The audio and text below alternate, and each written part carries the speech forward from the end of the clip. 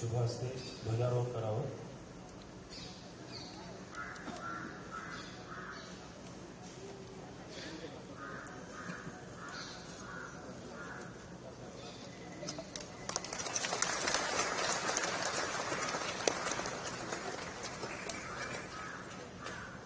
एक साथ झंडे को सलामी दो. एक दो. एक साथ झंडा की शुरू कर. विजयी विश्व तिरंगा प्यारा झंडा ऊंचा रहे हमारा. शान न इसकी जाने पाए जाए जान भले ही जाए. विश्व विजय करके दिखलाए तब होवे प्रण पूर्ण हमारा. झंडा ऊंचा रहे हमारा. विजयी विश्व तिरंगा प्यारा झंडा ऊंचा रहे हमारा. शान इसकी जाने पाए. वहीं चाहिए आपने ट्रम्प के लगाए हुए टैरिफ की बात की, फॉरेन पॉलिसी को लेकर आपने बात की, एग्रीकल्चर से कोई कॉम्प्रोमाइज नहीं. हमें सिर्फ हमारी विनती है भारत सरकार को, अभी बजट सेशन शुरू हो रहा है तो मेरी विनती है महाराष्ट्र भारत के प्रधानमंत्री जी से कि एक मिनिस्ट्री ऑफ एक्सटर्नल अफेयर्स और माननीय प्रधानमंत्री जी ने आज देश में और दुनिया में जो हो रहा है इसका एक ब्रीफिंग पार्लियामेंट को और देश को देना चाहिए और उस पर एक चर्चा सत्र लेना चाहिए पार्लियामेंट में. दावोस में जाके नहीं, दावोस में जो इन्वेस्टमेंट्स आई, हर राज्य के मुख्यमंत्री वहां आज जा चुके हैं.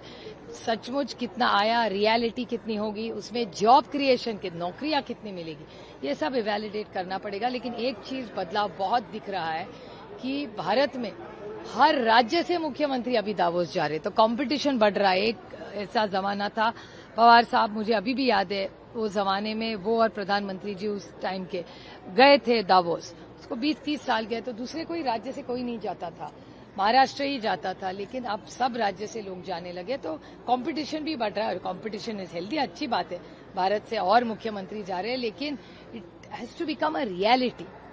हाथ में आप दावोस जा रहे, इन्वेस्टमेंट ला रहे हैं, ज्यादातर वहां भारत के ही लोग दिख रहे हैं एमओयू करते हुए, लेकिन नौकरियां कितनी होगी उसका एक असेसमेंट और ऑडिट होना चाहिए. लेकिन ये बात यही चलती है कि कैबिनेट मिनिस्टर है लोहा के, उनकी ही कंपनी के लोग जाते हैं, जाता है वहाँ पे एमओयू साइन करता है, उसको लेकर भी जो इस क्षेत्र के जो एक्सपर्ट है वो टीका करते हैं. किस तरीके से कभी होता नहीं है, दलाल से लेकर लोगों ने इस पर टीका है. नहीं, ये हमें अपेक्षा थी कि बड़े फॉरेन कंपनीज जो होंगे, जो बड़े बड़े विदेशों में बिजनेस करते हैं, ये लोगों ने ही उनके ही एमओयू वहां होने चाहिए. जो भारतीय कंपनी है वो तो यहाँ सह्याद्री में भी कर सकते हैं, वहां दावोस को तो जाने की जरूरत भी नहीं है. और यहाँ आत्मनिर्भर भारत का नारा माननीय प्रधानमंत्री जी जब कह रहे हैं और हमारी जो इंडस्ट्री अगर बढ़ रही है तो अच्छी बात है, हम सब ने मिलकर उसका स्वागत करना चाहिए. अगर भारत के इंडस्ट्री जॉब और वेल्थ क्रिएशन कर रहे हैं तो ये बहुत अच्छी बात है. और दावोस में जाके हमारी अपेक्षा थी कि फॉरेन कंपनीज जो है, जो अमेरिकन हो, चाइनीज हो, कई किसी के देश की भी हो, लेकिन वो भारत में आना चाहती है, बड़ी इन्वेस्टमेंट करना चाहती है और हमारे बच्चों को मेरिट पे नौकरी अगर मिलने वाली हो और जिससे भारत आगे बढ़े, ये तो हम सबके लिए बहुत अच्छी बात है.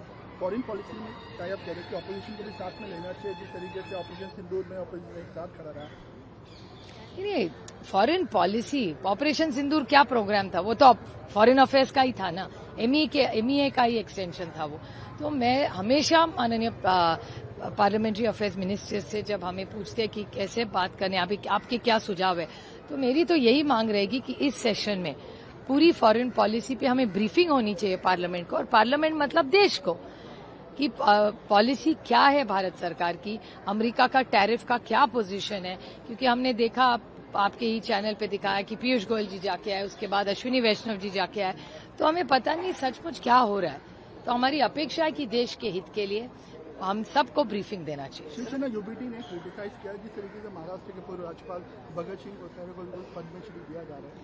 हमें बहुत दुख हुआ क्योंकि जब वो, देखिए, राज्यपाल होना एक बहुत बड़ी बात है और वो भी महाराष्ट्र में बहुत सम्मान की बात है.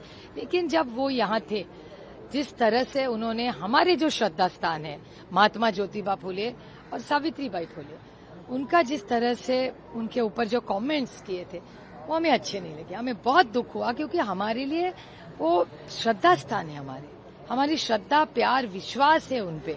तो उनके लिए जिस तरह से उन्होंने शब्द इस्तेमाल किए थे, इसका मैं आज भी खंडन करती हूँ और हमेशा करती रहूंगी, क्योंकि हमें बहुत बहुत दुख हुआ कि जिस तरह से उन्होंने कहा। तो ऐसे आदमी ने जिन्हें हमारे श्रद्धा स्थान का अपमान किया है, उनको इतना बड़ा सम्मान मिल रहा है, तो हमें बिल्कुल दुख ही होगा ना। मैडम, भिवंडी निजामपुर जो महानगर पालिका है, उसमें हम देख रहे हैं कि आपकी पार्टी हो, कांग्रेस हो और साथ में कोणार्क है, जो दल मिलकर एक सेक्युलर फ्रंट बना के वहाँ पे सरकार बनाने जा रहे हैं।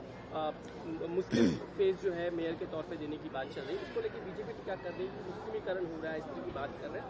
क्या कुछ आप उसके पीछे की मंशा है? नहीं, मुझे नहीं पता, लेकिन मैंने आप ही के चैनल पे देखा कि भारतीय जनता पार्टी और MIM भी साथ में बल रहे कुछ।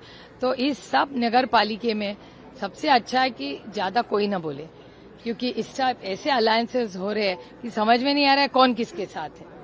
जो सत्ता में है, जो विपक्ष में है, पूरा एक मतलब कुछ है। इस टाइम जो इलेक्शन हुआ है तो पेपर देखते हैं हर पार्टी कि किसका अलायंस किसके साथ है। तो अच्छा है, मुझे याद है अमित शाह जी ने एक बार भाषण किया था पार्लियामेंट में और उन्होंने कहा था कि, मैं अमित शाह जी को कोट कर रही हूँ बड़ी विनम्रता से, कि एक उंगली आप जब किसी को दिखाने हैं ना, तो 3 उंगलियां आपकी तरफ होती है। ऐसा सबका ही हो गया महाराष्ट्र में। नहीं, मेरा फ्लैग